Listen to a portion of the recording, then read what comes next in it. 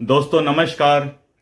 दोस्तों मैं विमल शाही आप सभी लोगों का अपने चैनल में स्वागत करता हूं और उम्मीद करता हूं कि आप लोग सब लोग स्वस्थ होंगे एवं मस्त होंगे।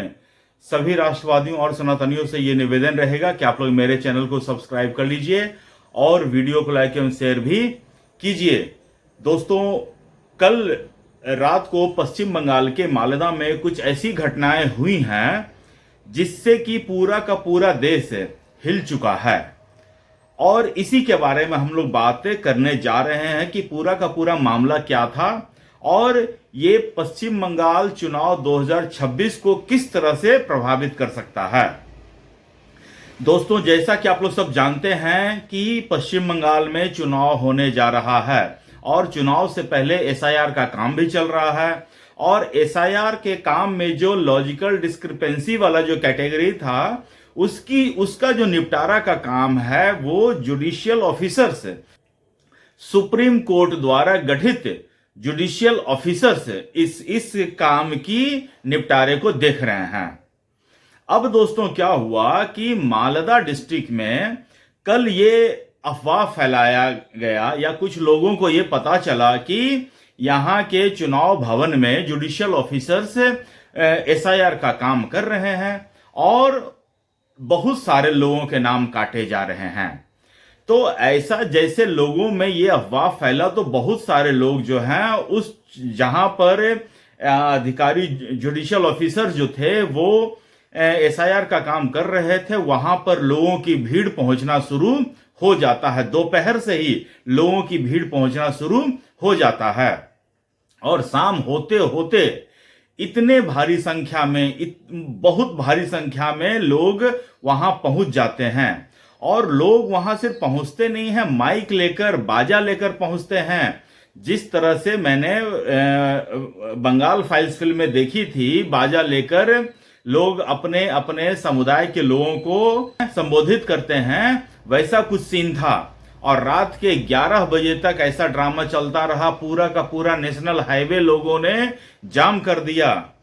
दोस्तों यहां तक की स्थिति तो ठीक थी, लेकिन जो जुडिशियल ऑफिसर्स जो एसआईआर का काम कर रहे थे उनको बाहर निकलने में काफी मशक्कत का सामना करना पड़ा।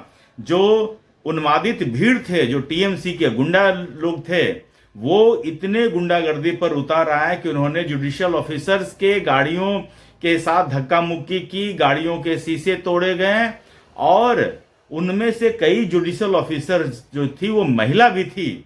सोचिए उनके सुरक्षा को लेकर कितना बड़ा क्वेश्चन मार्क खड़ा हो गया था।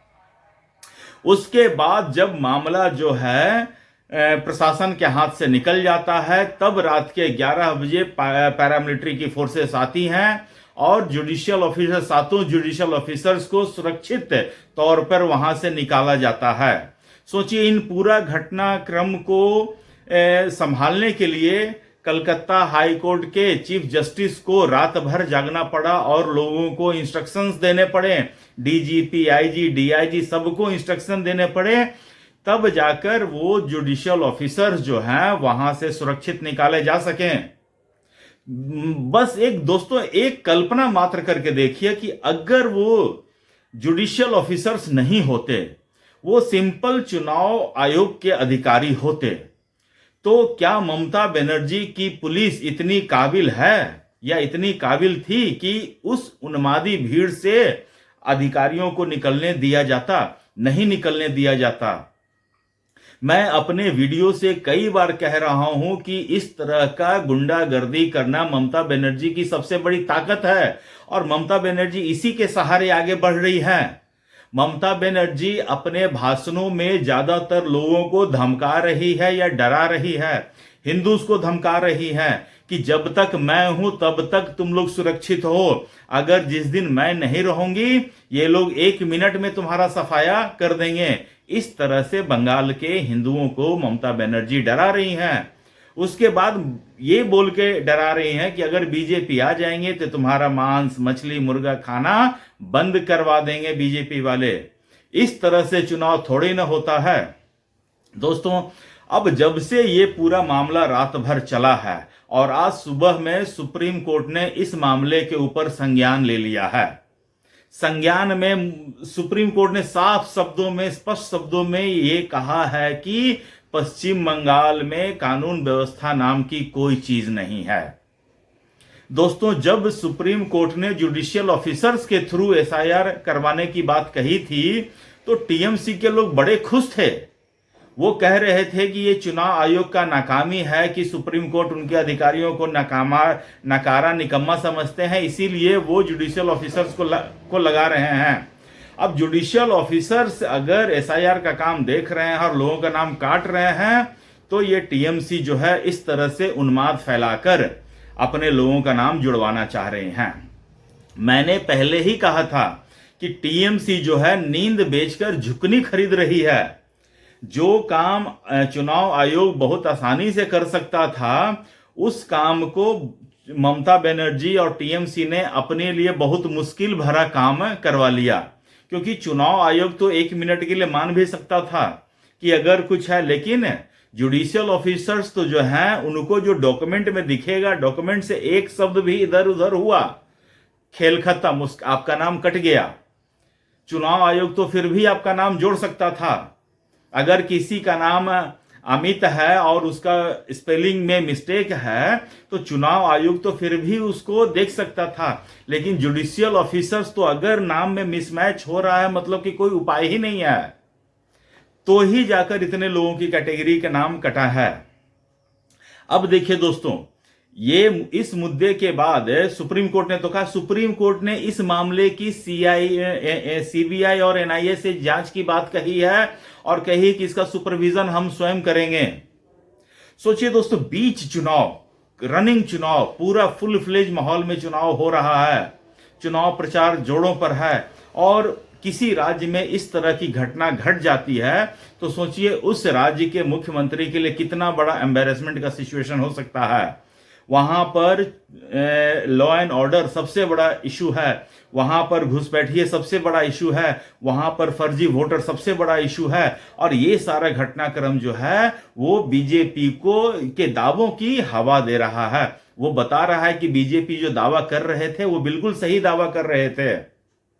सोचिए, जब ममता बनर्जी अपने एक चहीते जो कंपनी है उसके दफ्तर पर छापा पड़ने के बाद ममता बनर्जी खुद अपने आईजी, डीआईजी, कमिश्नर को लेकर पहुंच जाती है और ईडी जैसे टीम को छापा मारने नहीं देती है, तो सोचिए ममता बनर्जी द्वारा पाले गए घुसपैठिए जो हैं वो न्यायिक अधिकारियों को भी इस तरह बंधक बना, वो सोच रहे हैं कि जब हमारी मालकिन ने ईडी को नहीं छोड़ा तो हम इन लोगों को क्यों छोड़ेंगे। यही बात है, ममता बनर्जी को सब लोग, घुसपैठिए लोग एज ए रोल मॉडल मान रहे हैं। वो देख रहे हैं कि जब हमारी मालकिन ने ऐसा किया है तो हम भी ऐसा कर सकते हैं। और इस तरह से उन्होंने पूरे के पूरे बंगाल के कानून व्यवस्था, घुसपैठियों का सिचुएशन और फर्जी मतदाताओं की जो दावे थे उनको सही साबित कर दिया। अब दोस्तों ये देखिए, इसको जो है भारतीय जनता पार्टी इसको एक बहुत बड़ा चुनावी मुद्दा बनाएंगे और ममता बनर्जी को जवाब देना मुश्किल हो जाएगा। अब इसके बाद देखिए, और जितने भी अपोजिशन के दल हैं जो ममता बनर्जी के खिलाफ चुनाव लड़ रहे हैं पश्चिम बंगाल में, उनका रिएक्शन हमको देखना बड़ा इंपॉर्टेंट लग रहा है कि वो किस तरह से देते हैं। क्योंकि अब तक ना कांग्रेस ने एक शब्द ममता बनर्जी के खिलाफ बोला है, ना लेफ्ट पार्टी ने ममता बनर्जी के खिलाफ एक शब्द बोला है। ओवैसी जी जरूर ममता बनर्जी के खिलाफ बोलना शुरू कर चुके हैं, लेकिन कांग्रेस और लेफ्ट वालों का रिएक्शन मुझे देखना पड़ेगा कि इन लोगों का रिएक्शन इस मुद्दे पर कैसा होता है।